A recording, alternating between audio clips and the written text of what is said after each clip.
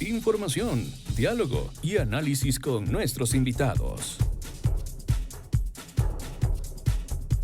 Cuando son ya las 7 de la mañana con 24 minutos, amigos, queremos recibir aquí en este espacio a nuestro primer invitado. Él es Pablo Barragán, internacionalista, docente universitario, con quien vamos a hablar acerca del impacto geopolítico que tiene la muerte del Papa Francisco.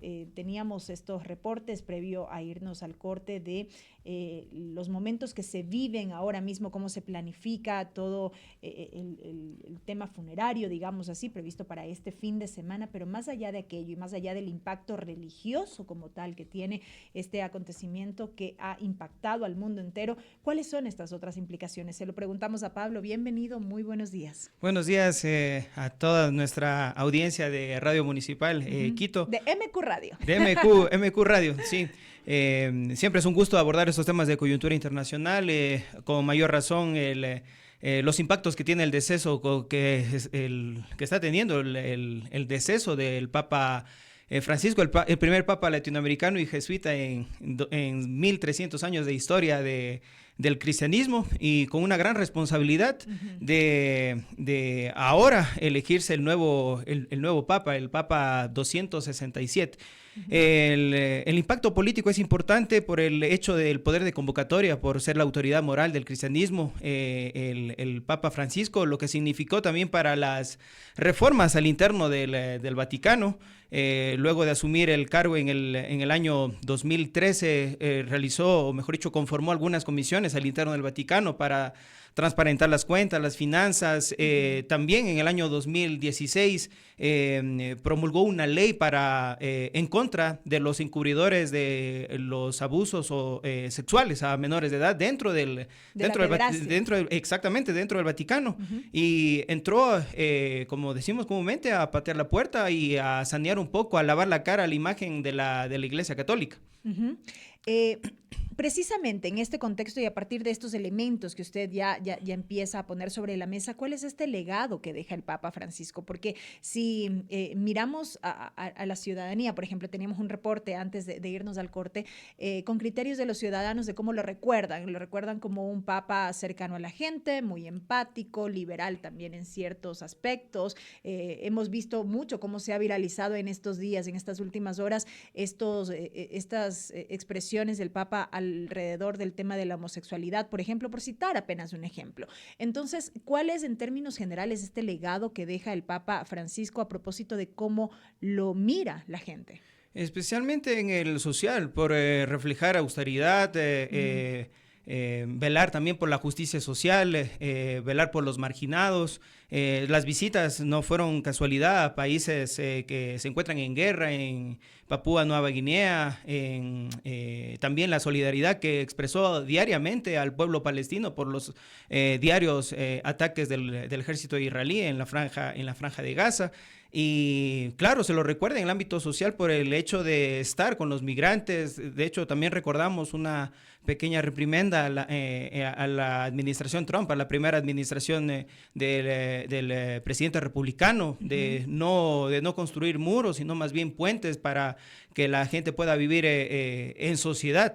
Y también en el ámbito geopolítico fue muy importante también las críticas que realizó a la OTAN por el hecho de la alta probabilidad del uso de armamento nuclear, al cual consideró inmoral, es decir, la desaparición de la humanidad por la irresponsabilidad de jefes de Estado que querían usar armamento nuclear, que prácticamente puede devastar, en el contexto de la guerra entre Rusia y Ucrania, puede devastar toda Europa. Así que el legado, en primer lugar, por la austeridad, ese reflejo de velar por la justicia social, pero también el legado es importante para estas elecciones, de cara a estas elecciones para el nuevo Papa, el sucesor de Pedro, es el hecho de que 108 de 252 cardenales fueron nombrados por el Papa Francisco, así que si tenemos en cuenta y hacemos también cálculos políticos para la elección del nuevo Papa, estamos hablando del 80% del electorado. Claro que votan únicamente 135 y también hay que tener en cuenta los cardenales que fueron nombrados por Benedicto XVI, que fueron 22 y 5 por Juan Pablo II, así que tenían otro corte de pensamiento, efectivamente, otra línea. Y por ahí podemos ya elucubrar un poco el hecho de que el nuevo Papa va a tener continuidad al legado del Papa Francisco. Eso no va a caer, para mí, la menor duda. Se está hablando de papas italianos, de cardenales italianos, de candidatos también de Asia, también de África, pero pienso que el papado puede que regrese a Europa luego de los 13 años del papado de Francisco. Y antes de profundizar en aquello, para no dejar un temita suelto en lo que tiene que ver con el legado de Francisco, ¿cómo se miró en la comunidad internacional en general esta recepción, si se quiere, respecto de esta postura del Papa en su momento, con todas estas decisiones y con todas estas medidas y con este corte de pensamiento distinto a lo que se venía teniendo en papados anteriores? Sí, en efecto, el poder de convocatoria. El hecho de que el presidente norteamericano Donald Trump haya expresado las condolencias, el presidente Putin de igual forma, el presidente Macron de igual forma, es decir, independientemente del corte de los diferentes gobiernos, efectivamente tuvo un poder de convocatoria porque es la autoridad moral del cristianismo y también mientras ha existido la humanidad con la civilización, efectivamente la Iglesia Católica ha sido como un parteaguas, ha sido de cierta manera un espacio de reflexión, de esperanza, de poder tener un mundo pacífico y de convivencia armónica. Y por ello el legado. Hay también que tener en cuenta un aspecto relevante que revisando datos estadísticos, históricos, sobre todo de la relación que ha tenido el Vaticano con el mundo, tenemos excepciones de 4 países que no tienen relaciones diplomáticas con el Vaticano y nos extraña que China no lo tenga, Vietnam no lo tenga, Corea del Norte no lo tenga y también Arabia Saudita. Así que creo que la tarea pendiente del nuevo Papa, del Papa 267, es de que efectivamente pues llegue a estos países con el credo, cristiano. ¿Es posible pensar en aquello? ¿En que esto pueda darse? Sí, acercamiento con estos países cuya ideología y su tema político es distinto y es muy marcado. Sí, no es imposible. No es imposible en primer lugar. Y el otro aspecto es de que muchas personas únicamente asumen de que el Vaticano es la Santa Sede. Claro que es la institución religiosa del cristianismo, pero también tienen ellos un estatus de Estado, es decir, ellos se amparan en el derecho público internacional.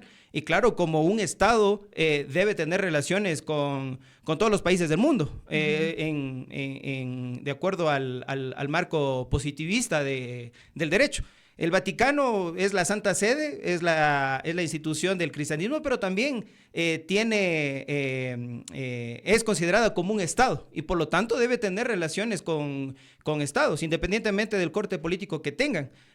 Aquí la relevancia es de estrechar lazos diplomáticos, políticos con China, que es la segunda economía del mundo y es uno de los 3 países más importantes del mundo, conjuntamente con Rusia y con Estados Unidos. Así que ese es la tarea pendiente, el reto sobre todo del nuevo Papa para efectivamente estrechar lazos con todo el mundo, vivir en armonía y en paz, lo que queremos para este año 2025. Sobre la elección del sucesor del Papa Francisco, hay analistas que sostienen que es fundamental que esta elección se dé al margen de cualquier corriente política, ideológica y que tiene que ser vaticanista, sostienen algunos.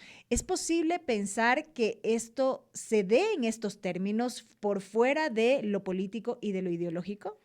Sí, de hecho el arzobispo, nuestro cardenal candidato al papado, Luis Cabrera, ha señalado de que siempre trata de apartar un poco las categorías que se han echado sobre la mesa de los preferidos y los preferidos, el corte que tendrán tradicionales, conservadores, progresistas o continuistas por el papado de Francisco.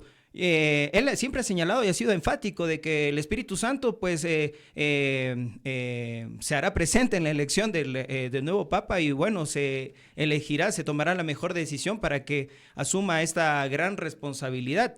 Y claro, se habla de vaticanistas, pero yo soy un poco más frío, más objetivo en los cálculos políticos, porque no hay que dejar de lado pues el cálculo político. Es el hecho de que de los 135 papables o elegibles, 108 han sido nombrados por el Papa Francisco, así que pienso que se va a inclinar la balanza a favor del continuismo, de continuar con el mensaje que promulgó el Papa Francisco. Yo pienso que va a haber una corriente fuerte para que se pueda elegir un Papa con la misma mística, el carisma del Papa Francisco. Y claro, también hay unos datos curiosos, indagando un poco en la historia, que esperemos que sea en el menor tiempo posible. El papado, o mejor dicho, el papa que fue electo con mucho tiempo, que tomó 3 años, inclusive fue Gregorio X.